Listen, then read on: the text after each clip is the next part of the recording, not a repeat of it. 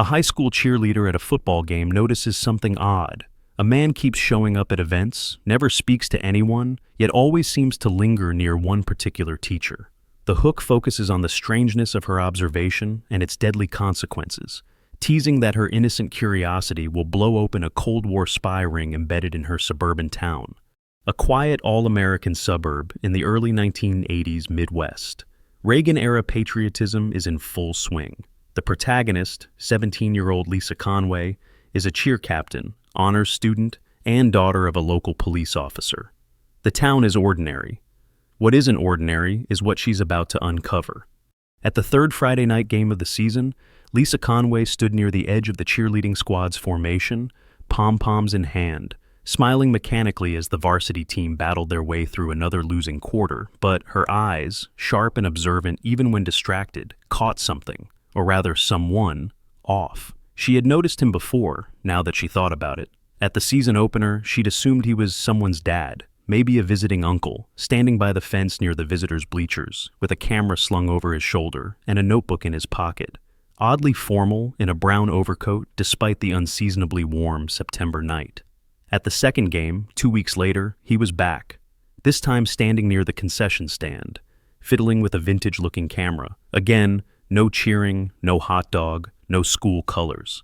Tonight, she saw him again, seated alone near the very top of the bleachers with the same quiet intensity, the same tan jacket, the same camera, and the same lack of emotional investment in the game, as if the whole spectacle was a distraction he barely tolerated. The crowd buzzed with energy, flags waved, kids screamed, and parents laughed, but he was utterly still, not scanning the field like a sports fan, but focused, hyper-focused on something else. That's when she saw it. He raised the camera, aimed it above the crowd, and pointed the lens not at the game, but at the row of classroom windows just above the home stands, specifically the corner window of the science wing.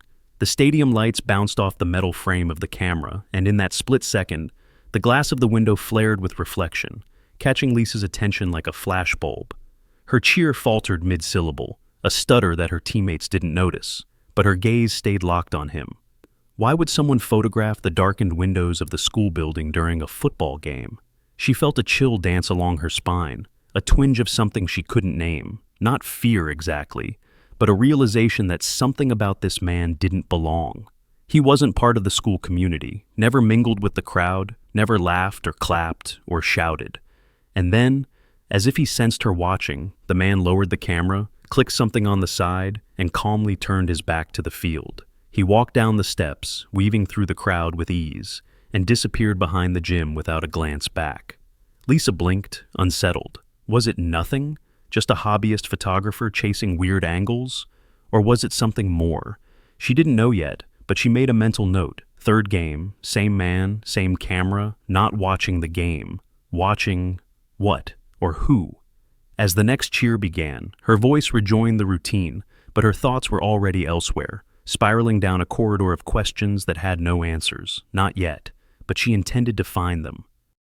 The Monday after the game, Lisa sat across from her best friend Natalie in the cafeteria, poking half-heartedly at her macaroni and cheese, as she recounted the strange behavior of the man with the camera, her voice low but urgent, expecting, hoping for validation, only to be met with an eye roll and a mouthful of sarcasm. "You've got to stop watching spy thrillers before bed," Natalie laughed, flicking a grape at her. "Next you'll tell me Mr. Langford's building a nuke under the chemistry lab." Lisa forced a smile but didn't laugh. She knew how it sounded, but the unease in her chest wouldn't go away. Over the next few days, between cheer practice and homework and prepping for college applications, Lisa began keeping meticulous notes, scribbling in the back of her planner whenever she saw the man or thought she saw him. Friday night games, Tuesday afternoons near the faculty parking lot, Thursday mornings across the street from the school library, always lurking just long enough to be noticed, but never quite doing anything overtly wrong. She drew his face from memory, broad jaw, receding hairline, wire-rimmed glasses, a perpetual frown, and tucked the sketches into a folder she labeled "Weird Stuff." It was a joke at first, even to herself, something to pass the time, a little Nancy Drew game, but the more she paid attention, the less it felt like a game. She began connecting dates, tracing times, noting that every appearance of the cameraman seemed to coincide with certain patterns, one of which began to stand out above the rest. Mr. Langford. It was always near him. At first, Lisa hadn't thought much about the chemistry teacher. Quiet, balding, probably in his mid-40s, always wearing a sweater vest and old corduroys, the kind of man who made dry jokes and collected rock samples from the desert Southwest during summer breaks. But then she realized something odd. The cameraman's appearances weren't just at public events. He was seen in places where only teachers would usually go unnoticed, around the faculty entrance, behind the gym where staff parked, and once, Lisa was sure, he had followed Mr. Langford as he walked toward his rusted Toyota Corolla. The coincidence gnawed at her. Mr. Langford wasn't exactly a magnetic personality. He didn't coach, didn't advise clubs, didn't even attend school dances. He came in, he taught AP chemistry with robotic efficiency, and he left. But when Lisa looked up his background for a science fair assignment from the year before, she remembered something now that sent a chill through her. He'd done a summer internship with a defense lab in Ohio, something to do with satellite physics. At the time, it seemed like ancient history, but now, it suddenly didn't feel so irrelevant. Lisa started tracking his movements too, his arrival times, who he talked to in the hallway, where he sat during assemblies. Natalie kept joking about her Langford files and begged her to let it go, but Lisa couldn't. Every instinct she had told her this wasn't coincidence.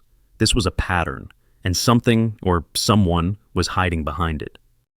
It was after the Friday afternoon pep rally, when students poured out of the gym in waves of noise and confetti, the air thick with the scent of sweat, sugar, and school spirit, that Lisa caught a glimpse of something that made her freeze mid-step and clutch her cheer bag tighter, the laughter of her teammates fading into background static. She had stayed behind after the cheer routine to help gather up pom-poms and posters, and as she emerged into the milling crowd near the staff lot, she spotted Mr. Langford walking briskly toward the east entrance, his ever-present canvas tote bag hanging from his shoulder, swinging slightly with each step.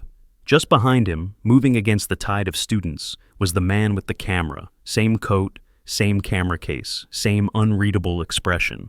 Lisa instinctively ducked behind a pillar near the entrance, barely breathing, watching with laser focus as the two men drew nearer, converging like clockwork. Mr. Langford never looked up, his gaze fixed on the ground, one hand on his bag strap, the other holding a stack of folders. The cameraman matched his pace, and as they passed, there was no hesitation, no greeting, no acknowledgement, just the subtlest flick of motion. The cameraman's hand brushed past Langford's tote strap, fingers pinching something small, metallic, maybe a roll of film or a tightly folded note, and with practiced precision, he slid it into the narrow side pocket of the tote as he passed, continuing on as if nothing had happened. Langford didn't flinch, didn't pause, didn't glance around. Lisa's heart pounded as she stood frozen, her mind racing to process what she had just seen. It wasn't the kind of accidental bump you see in crowded hallways. It was too smooth, too intentional. Her first thought was that it had to be a mistake, that maybe she'd imagined it, but no, she knew what she saw. She could still picture the object, small, cylindrical, maybe plastic, like the old camera film her dad used to buy before everything went digital. She watched Langford disappear into the building, the cameraman veering off toward the parking lot without a single backward glance. Lisa didn't follow them. She couldn't.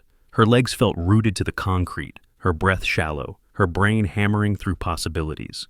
Why would a stranger, because that's what he was, a complete stranger, pass something to a high school chemistry teacher in broad daylight without saying a word? Why would Langford accept it without so much as a reaction?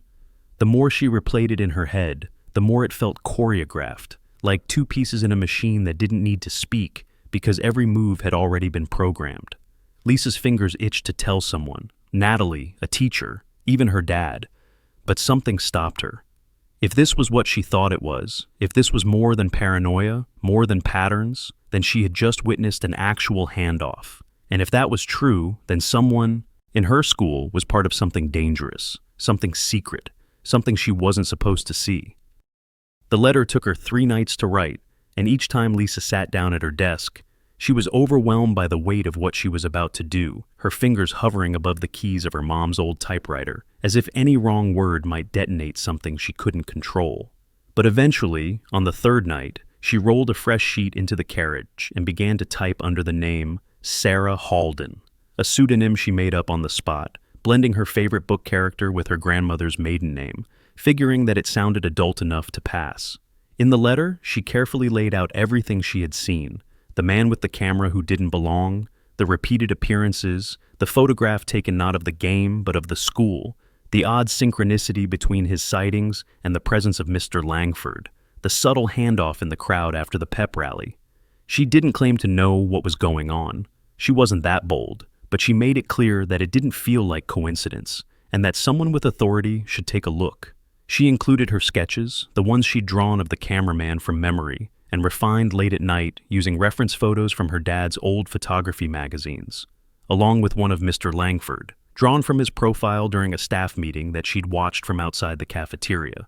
She addressed the envelope to the FBI field office in Chicago, printed neatly in block letters, and even used a pair of rubber gloves to seal it, half out of fear of fingerprints, half out of melodramatic flair, and mailed it from the drop box outside the post office 2 towns over during a Saturday errand run with her mom. She expected nothing, truly.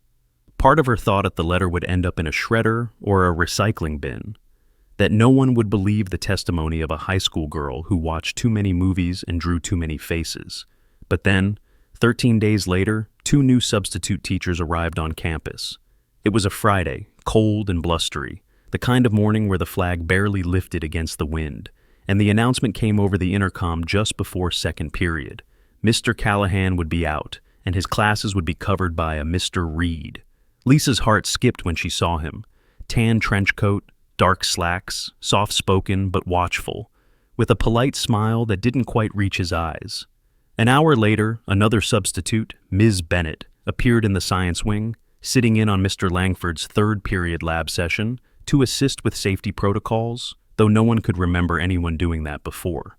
Lisa watched them both all day, noting how they interacted with other teachers, how they asked questions that didn't seem to matter, how they never took their eyes off the students. By lunch, she was sure they weren't teachers, they were agents, and they were here because of her. The 2 agents, known to the staff as Mr. Reed and Ms. Bennett, blended into the school routine with seamless efficiency, never drawing attention, never missing a moment, and within 48 hours of their arrival, the quiet beginnings of a surveillance operation were underway, silent, strategic, and entirely invisible to the hundreds of students who shuffled from locker to locker in blissful ignorance of what stirred beneath the surface of their suburban high school. Technicians from the local FBI field office arrived at night, after hours, dressed in maintenance uniforms, setting up discreet motion-activated cameras inside exit corridors, staff parking lots, and the faculty lounge, all wired through a relay hidden in the school's outdated AV control room. A signal interceptor was embedded in the school's Wi-Fi system to monitor external communications from key faculty devices, especially Mr. Langford's laptop and district-issued email account. The moment the agents received Lisa's letter, forwarded through proper channels to a counterintelligence desk in D.C., they'd run the description of the cameraman through the Bureau's internal files, and what came back confirmed the hunch that something bigger was at play. He was already on a watch list. A blurred image from a surveillance camera at a science fair in Dayton matched Lisa's sketch almost perfectly, placing the man near a Department of Defense consultant just 3 weeks before that consultant reported a break-in at his home office. 2 months prior to that, a teacher from New Mexico with ties to the Sandia National Laboratories was seen chatting briefly with the same man outside a conference center parking lot. The footage was grainy, but the profile was unmistakable. As for Mr. Langford, deeper digging unearthed a quietly buried fact. He had once participated in a graduate fellowship in 1979 at a facility in Nevada tied to classified satellite reconnaissance systems. Though his role had been minor, administrative mostly, he had held temporary clearance to access lab schematics, communications protocols, and materials inventory, a detail that raised eyebrows now, in light of his apparent connection to a man suspected of hostile intelligence gathering. The Bureau's working theory, rapidly forming, was that Langford had been recruited years ago, possibly approached during or shortly after his fellowship, and that his quiet teaching post in Illinois served as the perfect cover for an ongoing asset role, someone with access to a stable environment, predictable routines, and, more crucially, occasional exposure to the children or spouses of defense-connected professionals. High schools, after all, were perfect observation points, unquestioned comings and goings, low-level digital security, and minimal surveillance until now. Reed and Bennett reported daily, noting Langford's subtle tells, his habitual glances over his shoulder when walking to his car, his tendency to check the wall clock every 15 minutes during lab days, and his tightly regulated schedule that rarely deviated, except when the cameraman appeared. The agents didn't know yet what was being passed: microfilm, data drives, printed documents. But they knew this. The pattern was real, the threat was active, and the drop at the pep rally wasn't an isolated incident. It was the middle of something, maybe even the middle of everything. The school gymnasium was a cacophony of buzzing voices and cardboard displays as students hustled to set up their science fair projects. Foam trifolds with titles like Photosynthesis in Action and Can Plants Hear Music. But Lisa wasn't thinking about trophies or judges. She was thinking about the agents. Reed stood near the entrance to the gym, chatting casually with the assistant principal, while Bennett lingered in the back corner by the bleachers, pretending to take notes, but clearly watching Langford, who hovered near the Advanced Chemistry Applications exhibit set up by two of his AP students. Lisa stood beside her own project, a half-hearted attempt at electromagnetic field strength that no longer interested her, eyes flicking constantly toward Langford, who looked calm, too calm. She felt it before she saw it. A tension in the air, the sense of something about to snap. And then it happened. A man entered through the east side door, jacket zipped, ball cap low, no press badge, no school ID. Lisa recognized him instantly. The cameraman. He wasn't holding a camera today. Instead, he had a messenger bag slung across his shoulder and a rolled-up event brochure in hand. Langford didn't approach him. He didn't even look at him. But 5 minutes later, near the back of the library section of the gym, where the science fair had overflowed into a quiet reading nook, the two men passed each other. Langford picked up a book from the table, Electromagnetic Theory and Application, opened it halfway, and tucked something inside. Then, with eerie smoothness, he set the book down beside the stack labeled Free Reading, stepped away, and walked toward the vending machines. Seconds later, the man with the bag strolled by, paused, picked up the book as if browsing, and slid it into his messenger bag before continuing to the exit. That's when it happened. Reed moved first, signaling with a subtle tilt of his head, and three agents, previously disguised as custodians and a photographer, closed in on the man with practiced speed. At the same time, Bennett intercepted Langford near the soda machine. The gym fell into a hush as murmurs erupted, a ripple of confusion spreading among students and faculty. The two men were led quietly through separate exits, no handcuffs, no shouting, just silence. But Lisa followed, her heart pounding, slipping through a side door that led to the parking lot. From a distance, she saw the agents open the man's bag and retrieve the book. Inside, hidden in the hollowed-out center of the pages, was a flash drive and two folded documents. The items were transferred into evidence bags, and Langford stood nearby, visibly sweating now, his face pale under the winter sun.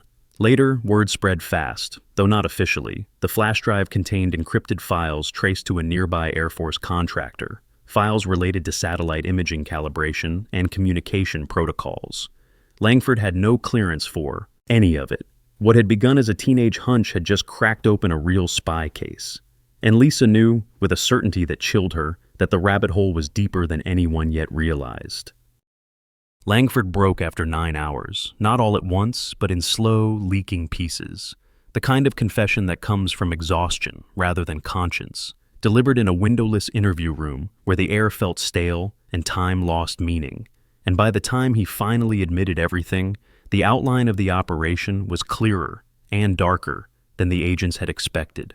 He told them it began in 1978, during his final year of graduate school, when he attended an international physics symposium in Vienna, a city chosen precisely because it was neutral ground, crowded with academics, and thick with intelligence operatives hiding in plain sight.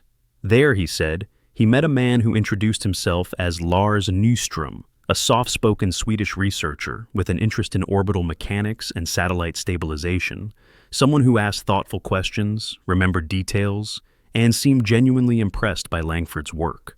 Over months of correspondence and occasional meetings at conferences in Europe and the US, the conversations drifted from equations to politics to grievances. about funding cuts, about how brilliant work was buried behind classified walls, about how knowledge should belong to humanity rather than governments. Langford insisted that at first there was no talk of espionage, no overt recruitment, just a shared sense of intellectual frustration. Until one evening in Copenhagen, when Nystrom casually asked if Langford had access to certain technical papers and whether he had ever considered how arbitrary the line between classified and unclassified really was. By the time Langford realized Nystrom was not Swedish at all, but a Soviet intelligence officer operating under deep academic cover, he was already compromised. He'd shared enough opinions, enough minor materials, enough recorded conversations, that backing out felt impossible. The man with the camera, Langford explained, came much later, assigned as his handler once Langford had settled into teaching, chosen precisely because his position offered stability, obscurity, and access to networks of people adjacent to defense work. The camera was never about photography. It was a signal device, a way to mark presence and confirm schedules, and the flash drives and microfilm canisters were passed through dead drops designed to look innocuous: library books, tote bags, trash bins, methods that required no conversation, no acknowledgement, nothing that could be overheard or recorded. The payments, Langford admitted, were the final tether, the thing that kept him compliant even when his fear outweighed his ideology. Money funneled through shell companies in Switzerland, disguised as proceeds from art sales he never attended, and honoraria from academic talks he never gave. Small enough individually to avoid scrutiny, but substantial enough over years to feel impossible to walk away from. He claimed he never intended to hurt anyone, that he believed the information was theoretical, that he was contributing to balance rather than betrayal. But as the agents laid out the evidence, the Air Force contractor files, the encrypted data, the timeline of drops, his justifications collapsed under their own weight. By the end of the interrogation, Langford was no longer a careful asset or a disillusioned academic. He was simply a man who had made a choice decades ago and spent the rest of his life trying to convince himself it hadn't mattered, now staring at the realization that a cheerleader with a notebook had seen what trained counterintelligence units had missed for years. Lisa had never been in a federal building before, and as she sat in the windowless interview room with its humming light fixture and beige cinder-block walls, the strangeness of it all began to settle over her like a weighted blanket. Except this wasn't a dream, and the two people sitting across from her weren't teachers. Agents Reed and Bennett, now wearing their real names and real badges, assured her she wasn't in trouble and that she'd done the right thing, but the gravity in their voices made it clear. This wasn't some schoolyard prank gone too far. They placed a folder in front of her, her sketches, her timeline, her notes, and began asking questions. How long had she noticed the man? Did she ever see Mr. Langford receive anything directly? Had anyone else seen the exchanges? Her answers poured out in a flood, half nervous, half relieved, as if she'd been holding her breath for weeks. Every time she thought her observations had been silly or imagined, the agents confirmed them with quiet nods and remarks that told her what she had spotted had mattered. When she mentioned the odd moment after the pep rally, they produced a time-stamped surveillance still of the same moment, the object mid-transfer between the man's hand and Langford's tote. When she described the man's posture and behavior during the football games, they matched it to patterns observed in other schools where intelligence leaks had occurred. What Lisa had done, without ever knowing the full implications, was provide corroborating evidence to fill gaps in one of the most perplexing espionage cases of the early 1980s, one that, until her letter, had eluded direct confirmation for over 2 years. Her observations aligned with irregular intelligence anomalies traced to regional defense subcontractors, and her sketch of the man, drawn on her bedroom floor at midnight, was now part of an official FBI file marked Classified Priority.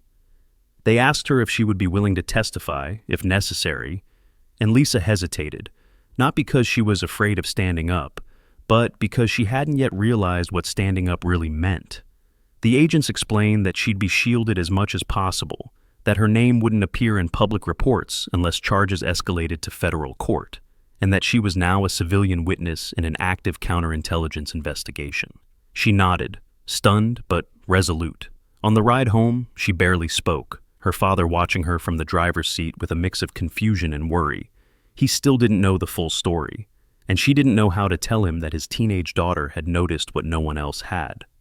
That night, Lisa stared at her ceiling, replaying every moment of the last 2 months, realizing that her doodles and suspicions, once dismissed as paranoia, had exposed a Cold War fault line that had run directly beneath her school. She was no longer just a cheerleader, she was a witness to history. In the spring of 1982, under the low glare of fluorescent courtroom lights and amid murmurs of federal security personnel, William Langford stood before a federal judge and, with the same dull monotone he used to recite chemical equations, pled guilty to 6 counts of espionage against the United States, his voice flat and emotionless as if acknowledging overdue library books rather than treason. The courtroom was closed to the public, press access strictly limited, and his plea deal, negotiated over weeks of classified discussions, ensured a reduced sentence in exchange for full cooperation, though the damage done by his betrayal could never be quantified. The government's priority was no longer simply to punish him, but to trace the channels, identify the breaches, and close the holes through which critical defense data had slipped. Yet the greater sting came not from Langford's betrayal, but from what happened, or didn't happen, with the handler. Known in the Bureau as Victor Holm, the man with the camera, the quiet figure who had ghosted through school events and dead drops with surgical precision, was, for a brief and astonishing moment, in American custody. His arrest during the science fair sting had been hailed as a rare tactical win, a foreign agent caught in the act on U.S. soil, with material evidence in hand. But within 4 months, he was gone, traded in a Cold War spy swap on a foggy East Berlin bridge for 3 American assets held in Soviet prisons. The deal was sealed in silence. The public told only that a diplomatic agreement had been reached, and Victor disappeared behind the Iron Curtain, never to be heard from again. For Lisa, the fallout was surreal. One afternoon, she was called out of AP English by a man in a black suit who escorted her to the principal's office where agents Reed and Bennett, now dressed in full agency formality, presented her with a quiet, sincere commendation letter on FBI stationery, thanking her for her courage and attention to detail, an honor few civilians ever received. She was told that her actions had directly influenced the neutralization of an active Soviet intelligence breach and that she had displayed uncommon patriotism. But the praise came with boundaries. She was not to speak publicly about the case, not to share her involvement with the press or peers, and under no circumstances was she to describe the events to anyone outside immediate family. The Bureau had decided her role would be classified for at least 10 years, filed under internal reports and sealed case summaries. No newspapers ran her name, no medals were pinned. She went back to school the next day as if nothing had happened, walking hallways where rumors buzzed, but no one knew the truth. For a while, she carried the secret like a weight, sometimes proud, sometimes confused, but always aware that the world she thought she lived in had been an illusion. Somewhere between pom-poms and history class, she had cracked open a Cold War operation, and the world would never know, not yet. It wasn't until the spring of 1996, 14 years after the arrests, and 11 since Lisa Conway had graduated from high school and quietly left her hometown behind, that the case, previously buried beneath layers of federal classification, was finally declassified in a batch of Cold War files released through the Freedom of Information Act, a modest footnote in a sprawling stack of redacted reports, but one that immediately caught the attention of Cold War historians and intelligence scholars for one unusual reason. It began with a high school cheerleader. By then, Lisa was in her early 30s, living in Chicago, working as a technical illustrator for an aerospace firm, and married with a toddler and another on the way, when she received a formal letter from the Department of Justice requesting an interview for the purpose of historical documentation and institutional education. At first, she thought it was a mistake, a formality sent to the wrong person, until she saw the file number and remembered it all like it had happened yesterday. The sketches, the dead drop, the surreal interviews, the quiet letter of thanks. Now, sitting in a polished government office across from 2 intelligence historians with tape recorders and worn legal pads, Lisa told her story for the first time in full, her voice calm but firm, recounting how she noticed the man with the camera, how her gut wouldn't let her look away, how she wrote the letter to the FBI using a fake name and mailed it from a town over, just in case someone was watching. The historians asked for copies of her drawings, and she still had them, crinkled and faded, buried in an old yearbook box in her parents' attic, along with a news clipping about Langford's plea deal that never mentioned her. Months later, she was invited to Quantico, where her original sketches were displayed, blown up, mounted, and annotated, in a counterintelligence seminar for new bureau recruits labeled Case Study Num 118, Civilian Observation and Domestic Penetration Protocol. Her drawings of the handler's face and timeline of appearances were officially incorporated into an FBI training manual, and Lisa, once told to remain silent, was now quietly credited in internal documents as the key civilian witness whose initiative cracked open a years-long intelligence leak hiding in plain sight. She never sought the spotlight, never went on television, never published a memoir, but among those who study the intelligence history of the Cold War, Lisa Conway became something of a legend. The reminder that espionage wasn't confined to embassies and briefcases in the fog of Berlin, but could grow unnoticed in the bleachers of American high schools, nestled between band rehearsals and Friday night lights. Her story became the basis for lectures, essays, and eventually a college textbook chapter titled The Cheerleader Who Caught a Spy, taught not for sensationalism, but to underscore a central truth of counterintelligence. Awareness doesn't require a badge, just the courage to question what doesn't feel right. And Lisa, without ever meaning to, had changed Cold War history.